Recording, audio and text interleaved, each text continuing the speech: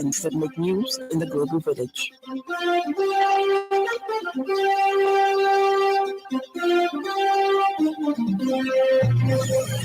Good afternoon. This is the 5FM Radio Main News. The headlines. Acting Minister of Health reaffirms government's commitment to strengthening healthcare system. Government hands over 100 cattle to community in Luapula province to boost livelihoods and forest conservation. And 4 years into its full-scale war in Ukraine, Russia is feeling the effects.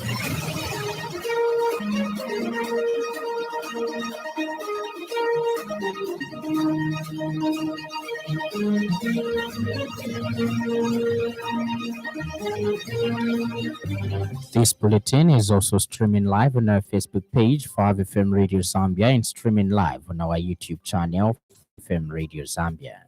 With the details, my name is Lance Sannie. Acting Minister of Health Cornelius Mwetwa has assured the nation of government's commitment to improving the country's healthcare system. Speaking this morning when representatives from the Global Fund paid a courtesy call on him, Mr. Mwetwa said government remains determined to strengthen transparency, accountability, and service delivery in the health sector. He noted that President Hakainde Hichilema has demonstrated strong leadership through recent audits and firm measures aimed at curbing the pilferage of medicines in public health facilities. Mr. Mwetwa emphasized that safeguarding medical supplies is key to restoring public confidence and ensuring that essential medicines reach the intended beneficiaries. He reaffirmed government's commitment to working closely with cooperating partners to enhance healthcare delivery across the country.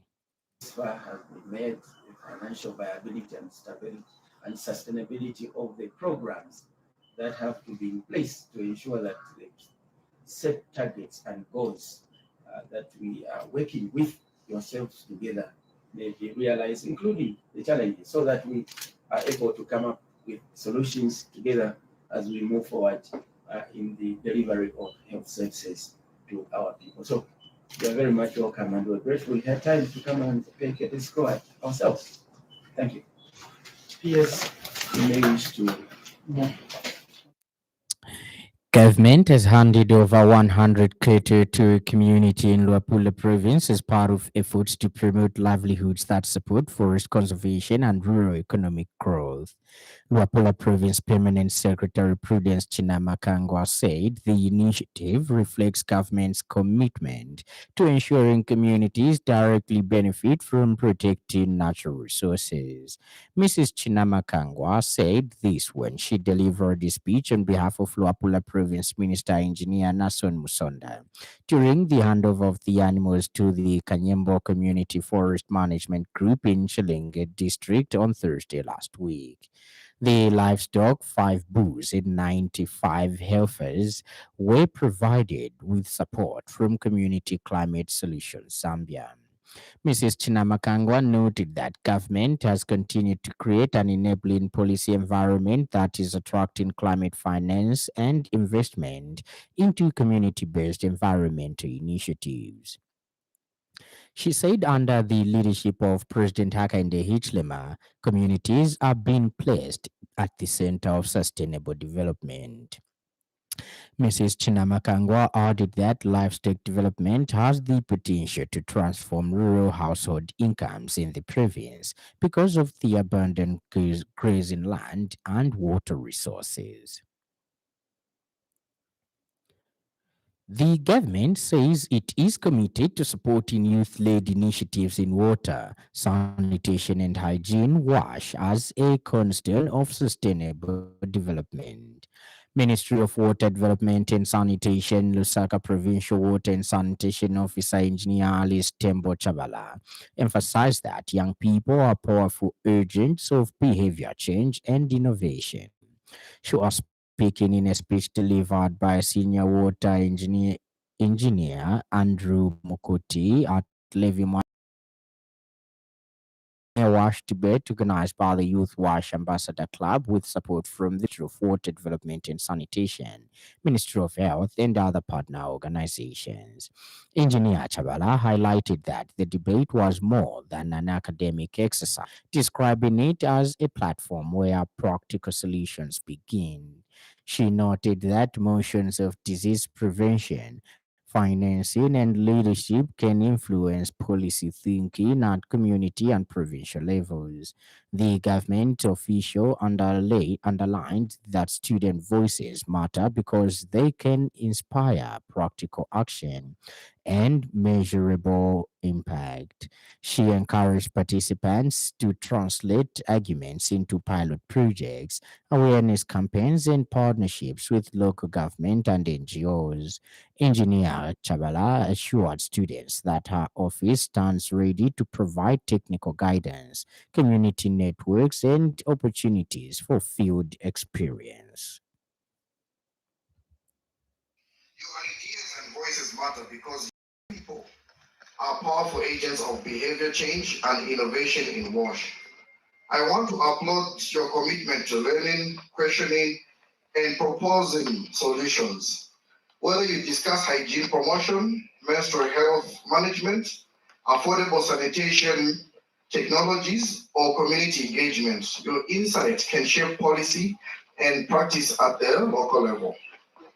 So today, I encourage you to think about how arguments translate into actions, such as pilot projects, awareness campaigns, peer education, or partnerships with local government and NGOs.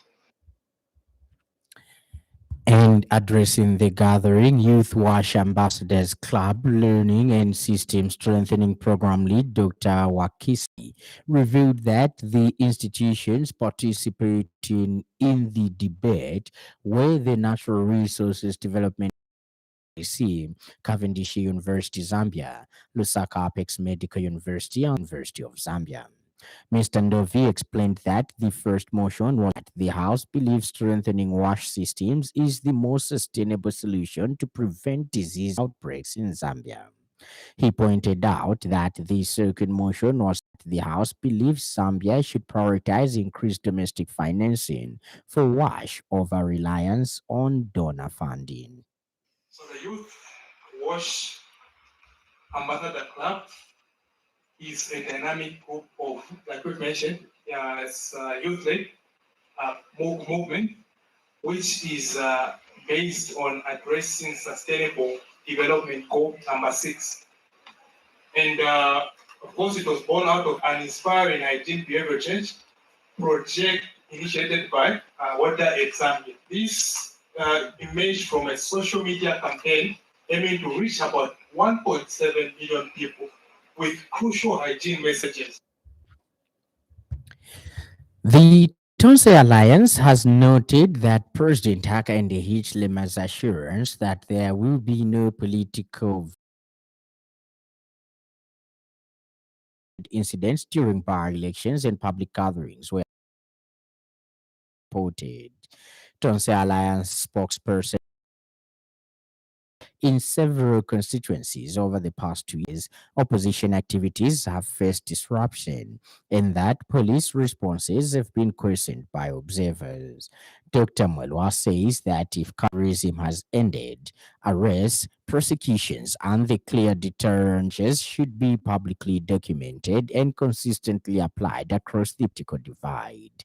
He further says independent assessments have highlighted persistent self censorship among media houses covering politically sensitive matters.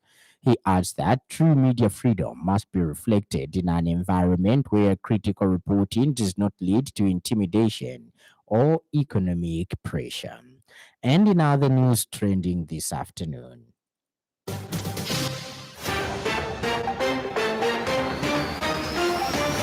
the Patriotic Front has finalized preparations for its general conference scheduled for February 28, 2026. Leadership Movement Lusaka Provincial Chairperson Tazana Musukuma rather, has welcomed the commencement of the online verification of voters. Up next, the business news. FM Radio Business News, we mean business. Keep you current in commerce, trade, and industry, local and global. It's our business to keep you informed about business. Private sector development chairperson Yusuf Dodia has reiterated the need to urgently rehabilitate and fully operationalize the Tanzania-Zambia Railway Authority rail line to enhance economic activities in the country. Mr. Dodia says a functional Tanzania-Zambia Railway Authority infrastructure will play a critical role in improving the transportation of fuel into Zambia and easing pressure on road networks. His remarks follow an agreement reached earlier this year between the government of Zambia and Tanzania on a pilot fuel offloading framework. The initiative is aimed at ensuring a consistent supply of petrol and diesel, reducing logistics costs, and minimizing the risk of fuel shortages that have recently disrupted transport and business operations. Mr. Dodia notes that revamping the railway line will not only strengthen the implementation of the agreement.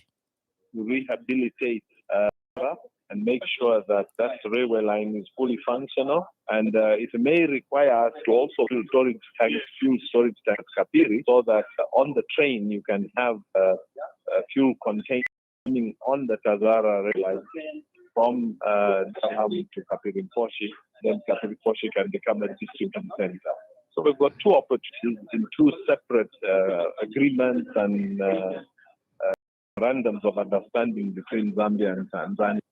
Ends the business news, and in foreign news, at first glance, Yelets in winter looks like something from a Russian fairy tale.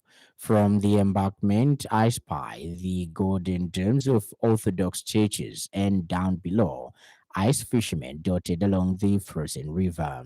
But in this town, 350 kilometers south of Moscow, the fairy tale feeling is transient. On the riverbank, I spot on a Army recruitment billboard. It promises a one-off sum equivalent to 15,000 euros to anyone who sign up to fight in Ukraine. And in sports news, England midfielder Ruben Loftus-Cheek was carried off on a stretcher with a head injury during AC Milan's 1-0 defeat by Parma. He collided with Parma goalkeeper Eduardo Covi when challenging for a cross early in the Serie A game at the San Siro yesterday. Loftus-Cheek's head and neck were put in a brace before he was taken off. Sky Italia reported that he broke his jaw and several teeth. And now the weather.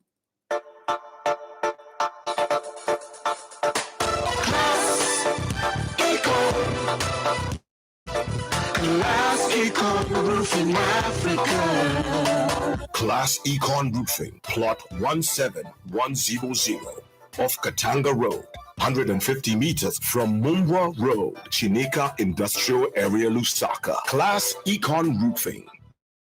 Class plus economy. Class Econ. Class Econ Roofing Africa. Class Econ. Central Mchinga, Eastern Lusaka, and Southern provinces mainly cloudy, slightly windy and warm with isolated rain and occasional thunder. Maximum temperature is ranging between 24 degrees and 33 degrees Celsius. The evening will be mainly cloudy, slightly windy and warm to mild with isolated rain and occasional thunder. Ends our weather report, and that item brings us to the end of the news. But before we go, a recap of the stories that made headlines.